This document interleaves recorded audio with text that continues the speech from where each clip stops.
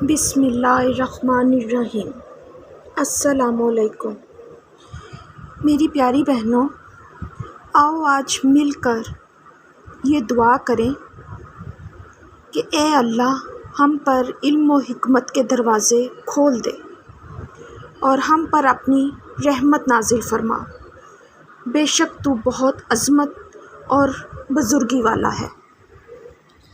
میری بہنوں، جب ہم پر کوئی پریشانی آتی ہے تو ہم اس پریشانی میں اللہ تعالیٰ کو یاد کرتے ہیں، اس کو پکارتے ہیں اور اس سے گلہ شکوہ کرتے ہیں۔ لیکن جب ہمیں کبھی کوئی خوشی ملتی ہے تو ہم یہ بھول جاتے ہیں کہ یہ خوشی بھی ہمیں اللہ کی طرف سے ملی ہے، اور اس میں ہم شکر ادا کرنے کی بجائے اپنی اس خوشی میں مصروف ہو جاتے ہیں۔ آج میں جس موضوع پہ آپ سے بات کرنا چاہ رہی ہوں اس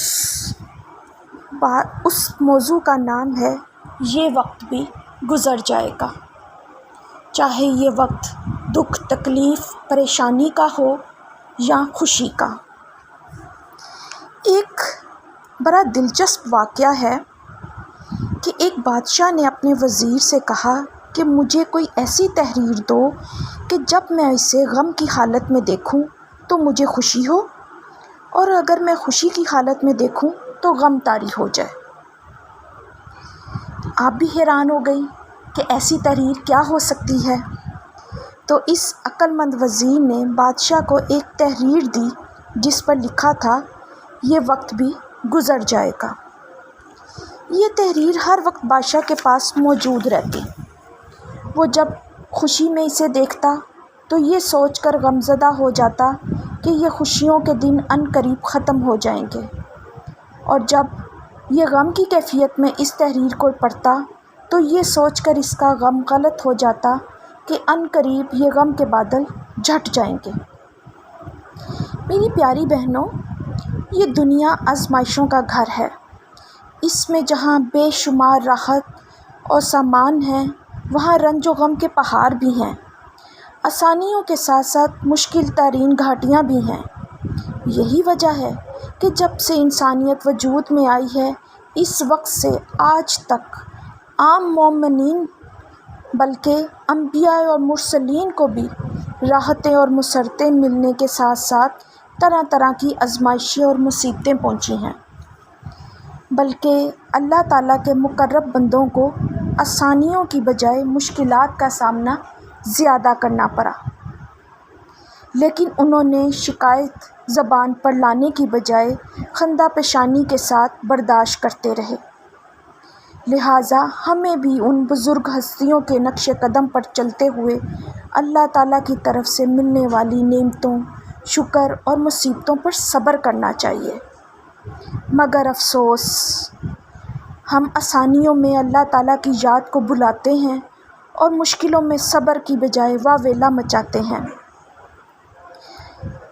اگر ہم بھی اپنے ذہن کے کسی گوشے میں یہ بات بٹھا لیں کہ یہ وقت بھی گزر جائے گا، تو اس عقل مند وزیر کی یہ تحریر ہمیں انشاءاللہ خوشیوں کے موقع پر خلاف شرع انداز میں خوشیاں منانے یا نعمت پر بے جا اترانے اور غرور و تکبر میں مبتلا ہونے سے بچائے گی، بلکہ وہاں بیماریوں، پریشانیوں، تکلیفوں اور مشکل ترین حالات میں بھی صبر کرنا بھی ہمارے لیے آسان ہو جائے گا، اور ساتھ ساتھ ڈھیروں اجر اور ثواب کا خزانہ بھی ہمارے ہاتھ آ جائے گا۔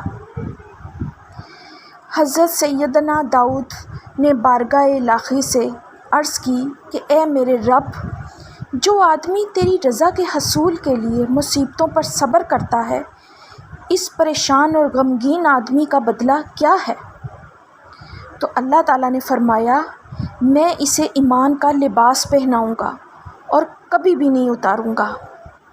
قرآن مجید فرقان حمید میں جا بجا صبر کے وظائف بیان کیے گئے ہیں۔ آئیں صبر کی عادت کو اپنائیں اور ہمیشہ صبر کا دامن ہاتھ سے نہ چھوڑیں۔ واللہ یحب الصابرین، اللہ صبر کرنے والوں کو محبوب رکھتا ہے۔ وَاصْبِرُوا إِنَّ اللَّهَ مَعَ الصَّابِرِينَ، اور صبر کرو، اللہ صبر کرنے والوں کے ساتھ ہے۔ اللہ تعالیٰ حضرت علی فرماتے ہیں کہ ہر نیکی کرنے والے کی نیکیوں کا وزن کیا جائے گا قیامت کے دن، سوائے صبر کرنے والوں کے، انہیں بے اندازہ اور بے حساب دیا جائے گا۔ یہ بھی مروی ہے کہ اصحاب مصیبت و بالا حاضر کیے جائیں گے، اور نہ ہی ان کے لیے میزان قائم کیا جائے گا، اور نہ ہی ان کے لیے دفتر کھولے جائیں، اور نہ ہی اجر و ثواب کی بے حساب بارش ہوگی، یہاں تک کہ دنیا میں عافیت کی زندگی بسر کرنے والے انہیں دیکھ کے آرزو کریں گے کہ کاش وہ اہل مصیبت میں ہوتے اور ان کے جسم کینچیوں سے کاٹے گئے ہوتے، آج یہ صبر کا اجر پاتے۔ میری پیاری بہنوں، ہمیں بھی ہر مصیبت کے وقت صبر سے کام لینا ہے، اور خوشیوں کے وقت اللہ کا جس قدر بھی ہو سکے شکر ادا کرنا ہے۔ آج کے لیے اتنا ہی، اپنی دعاؤں میں مجھے بھی یاد رکھیے گا۔ اللہ ہمیں صبر کرنے والوں میں شمار کرے، آمین ثم آمین۔ اللہ حافظ۔